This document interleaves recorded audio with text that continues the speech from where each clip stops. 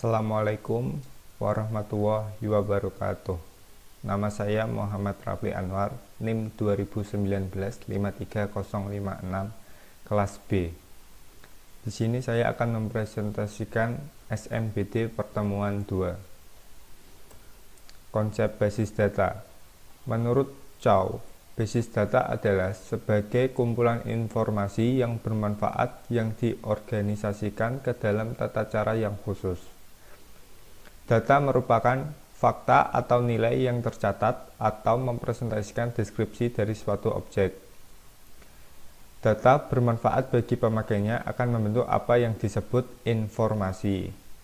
Secara konsep, basis data atau database adalah kumpulan dari data yang membentuk suatu berkas, file yang saling berhubungan dengan tata cara yang tertentu. Atau basis data merupakan kumpulan dari data yang saling berhubungan dengan lainnya berdasarkan skema atau struktur tertentu. Selanjutnya, data dalam basis data bersifat integrate dan shared. Integrate berarti terpadu, yaitu berkas-berkas data yang ada pada basis data saling terkait atau terjadi dependensi data. Shared atau berbagi, berarti berbagi data. Data yang sama dapat dipakai oleh sejumlah pengguna dalam waktu yang bersamaan. Sering dinamakan sebagai sistem multi-user. Suatu bangunan basis data memiliki jenjang sebagai berikut. Berikut merupakan konsep DBMS yang berawal dari file and record, terus dibagi menjadi tabel, dan sekumpulan tabel menjadi database, dan beberapa database menjadi DBMS.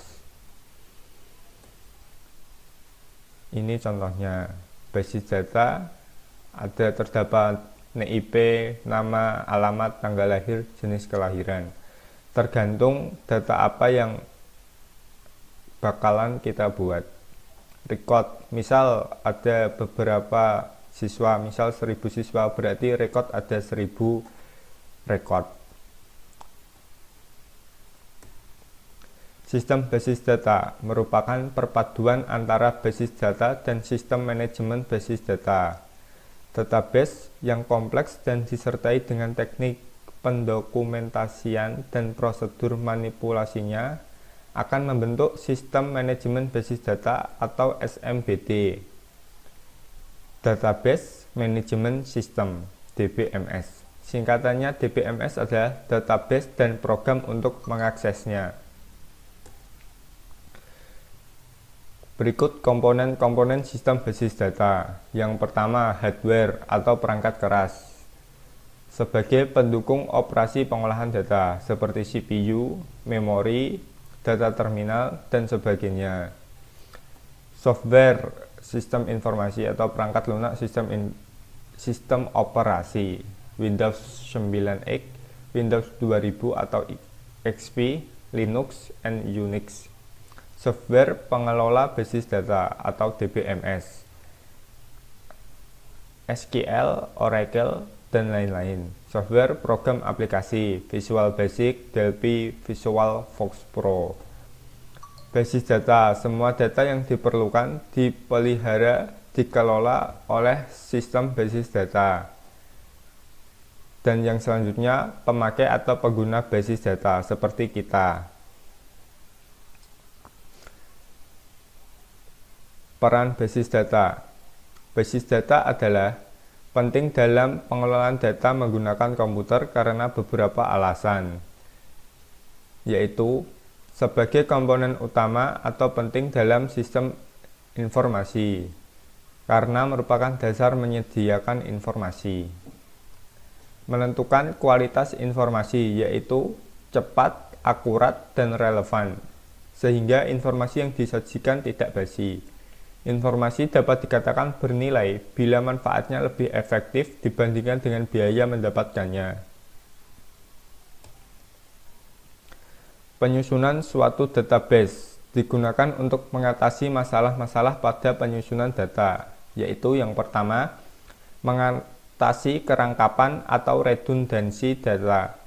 penyimpanan data yang sama pada beberapa tempat selain bisa menyulitkan, dapat juga memboroskan tempat penyimpanan. Maka basis data akan mendeteksi dan menghindari jika terjadi kerangkapan data.